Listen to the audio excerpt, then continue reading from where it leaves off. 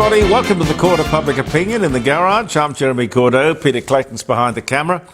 As I sit here, I am totally amazed at the number of people who have contacted me on my Facebook page.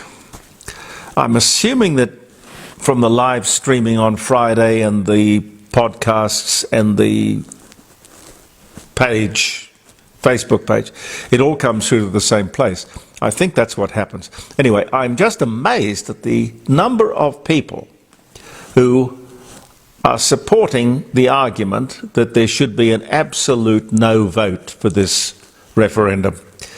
Now, I was conditioned, being a total novice, totally inexperienced and ignorant about the social media in all its shapes and forms. And I was told it was vicious and they'd tear your hair out, tear your ears off. They'd destroy you. They would kill you. They would ridicule you. Do you know the funny thing? Not one single.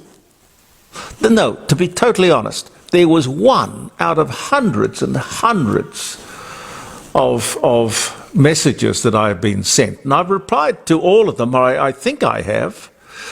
If I haven't to this moment, I will be working my way through to that end.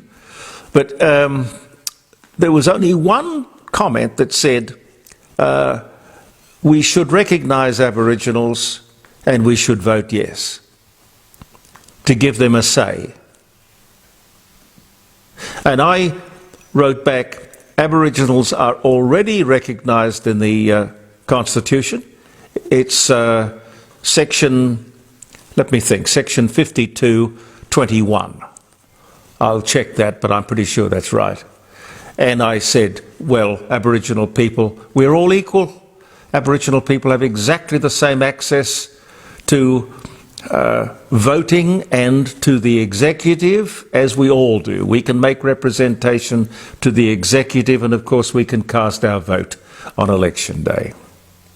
But that was the only, and it wasn't a nasty comment, it was just a statement to which I replied. But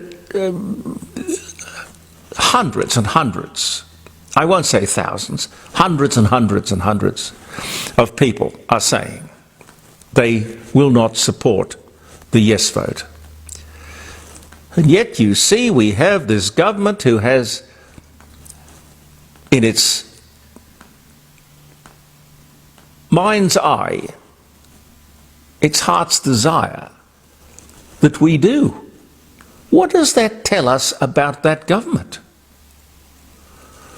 I think it's frightening. Anyway, just remember, we have a democratic vote, and from my cross-section of society, I see that it will be a resounding failure. Prime Minister arrives, I think, next Wednesday or Thursday in Adelaide. It is tipped, as we've been predicting here in the Court of Public Opinion, that it'll be the 14th of October. That the referendum will be held. It'll be announced here because they consider they've got New South Wales and Victoria. They need to get Tasmania and South Australia across the line. They won't get Queensland across the line. They won't get the Northern Territory across the line. Anyway, I don't believe it's going to be carried, and it's just a mammoth, crazy waste of money. Absolutely stupid. Anyway, what's around the place? The Christmas food has hit the supermarket shelves. I don't know. I find that amazing. Here we are, the 28th of August, and they are selling Christmas food in the supermarkets. Coles and Woolworths have launched their Christmas range with more products expected to be on the shelves next week. Our team is so excited to get the Christmas spirit a little bit early, Coles spokesman Martine Alpin said. People really like to try and get in early for Christmas. Well, I guess we all do, but gee whiz. Christmas in August? Lordy, lordy, lordy. Speaking of the stores, I see we spent last year $18 billion at Bunnings. Woo! That's a lot of hardware. $18 billion at Bunnings. Wesfarmers had an incredibly good year. Officeworks, they own Officeworks. $3.4 billion at Officeworks. What else can I tell you about the year? Housing vacancies have dropped to 1.2%. That's very low. And of course, the lower that figure goes, the higher the rents will go. Now, the NAPLAN story I find very interesting. We've touched on it before. I mentioned it on Friday. I want to keep a lot of the things that we talk about during the week here in the garage over to Friday so that we can talk at large and you can come in with your comments on the telephone about the whole thing. But the NAPLAN result to me was no surprise. 1 in 3 school kids not meeting literacy and numeracy requirements, which is really disgraceful when you consider the money that is poured into the public school system, and we're only talking the public school system. South Australia is a standout. We improved in reading and writing since the introduction of a policy of getting back to basics. Now, the truth of the matter is we never should have gotten away from basics. That's about phonics, you know, sounding out the word. Sounding out the word. It's not a huge issue. It worked for years and years. If I close my eyes, I can still remember the sort of map hanging on the classroom wall where it was A for apple, B for this, C for that.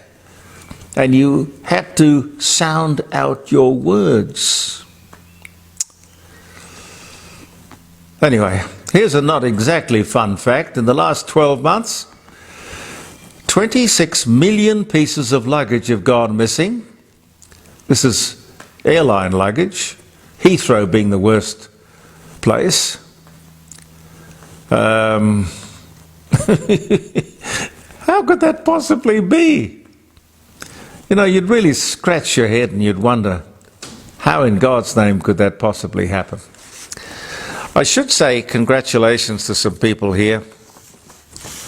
Bless their hearts, they've done extremely well. Berries Creek Gourmet Cheese here in South Australia has been named, well, not actually South Australia, it's actually South Gippsland. Now, they have been named, it's a boutique outfit. They've been named the Supreme Artisan at the 2023 International Cheese and Dairy Awards, cementing Australia's presence as a force to be reckoned with in the world of specialty cheese. The award, held this year in Staffordshire, the United Kingdom, attracted 5,500 entries from around the world, ladies and gentlemen. You know, this is remarkable.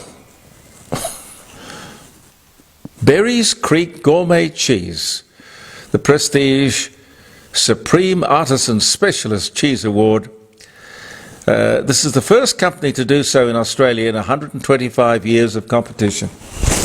That's fantastic. That is really good. I must tell you this, we've talked in the Court of Public Opinion, it must be about a year ago now. I remember talking to you about this PFAS stuff around airports and military bases. This is a flame retardant. Now, it just happens in the last couple of days they've come out with 2 interesting stories. One is that the paper straws that they have put into circulation to replace the plastic, single-use plastic straws, apparently have been leaching PFAS into the people who use them. Now, that's carcinogenic. I mean, so carcinogenic that the law, the legal suit that they brought against the Commonwealth, all those people, and I think there were 30,000 in South Australia, and we're talking about a similar number in every state of Australia. The court case settled with $130 million to be split among, in South Australia's case, 30,000 people. 30,000, that's not a lot of money. I'm not exactly sure how you could properly compensate people for all of that. I don't know. But doesn't it strike you strange? It certainly strikes me passing strange that the straws that have replaced the plastic straws to help save the environment, those straws are passing on PFAS, carcinogenic PFAS, to the community, while on the other side of the ledger our law courts are passing out compensation for having this chemical being used in domestic or suburban areas to the point where hundreds of millions of dollars are being paid to compensate people. Now, I don't know, I'd like to talk to you on Friday, in all honesty, about this Louis Rubiales fellow. I think that's the way you pronounce his name. He's the president of the female women's soccer organisation in Spain. You'd be aware, but it's been everywhere. He, in his, Latin enthusiasm, he grabbed the girl in her moment of victory and kissed her on the mouth. Kissed her on the lips. Shock horror. I don't know what to make of it. They're trying to talk about a Me Too moment. Is that a Me Too moment? Is that not just some person's... It wasn't sexual exuberance, it was just patriotic exuberance or sporting victory exuberance. I cannot get my mind around why the media and the sporting world would seize upon that incident as being such a moment in history. So bloody what? So he grabbed the girl and kissed her on the mouth. I don't know whether he asked her permission or not. I don't know whether she gave him permission or not.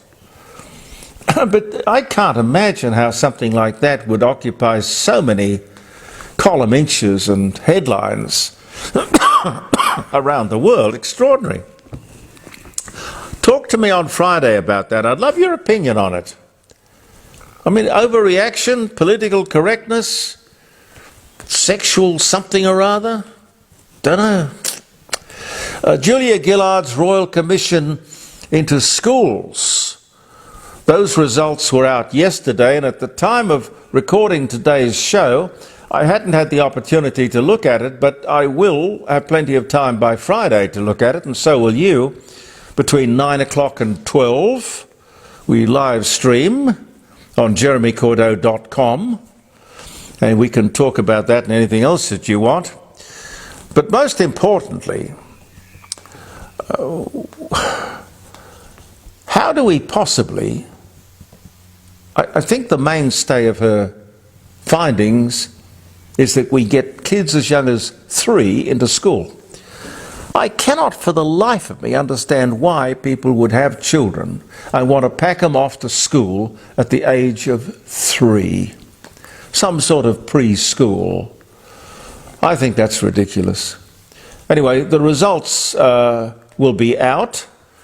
And this, of course, is at exactly the same moment as the teachers' strike. They want a 20% increase in salary. 20%! 20% increase in salary. A personal assistant in every classroom and somebody to help them with the admin.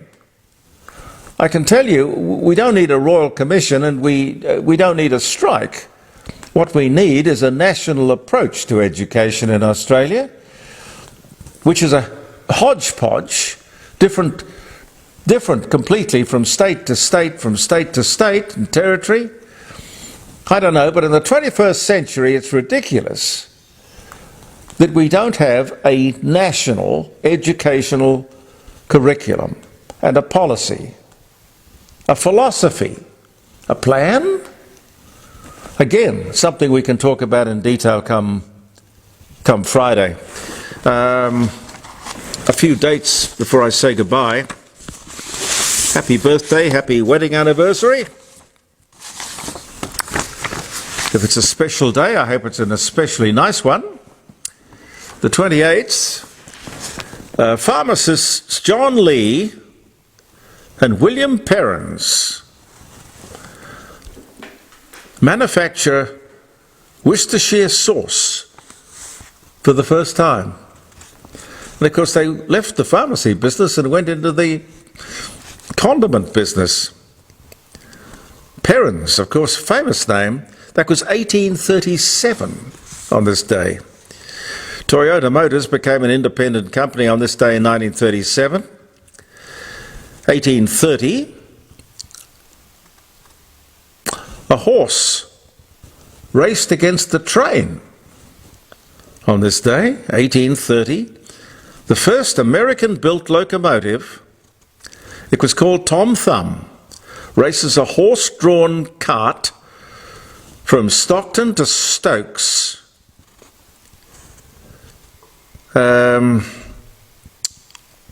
Let history record that due to mechanical problems, the horse won.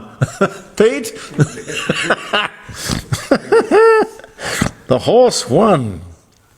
Now, I think the Stockton to Stokes, I think that was the stagecoach company, and the race was from Baltimore to Ellicott Mills. Anyway, you can look it up. Shania Twain, 1965, Canadian-born American award-winning country music singer, still the one. We play that occasionally on Friday's program. That Don't Impress Me Much was another one. Man, I Feel Like a Woman. Anyway, she was born in Windsor, Ontario on this day in 1965. Golly. Britain's Slavery Abolition Act gains royal assent, 1833 on this day. David Soul, American-British actor, Starsky and Hutch, singer, Don't Give Up on Us, born Chicago, Illinois, on this day in 1943.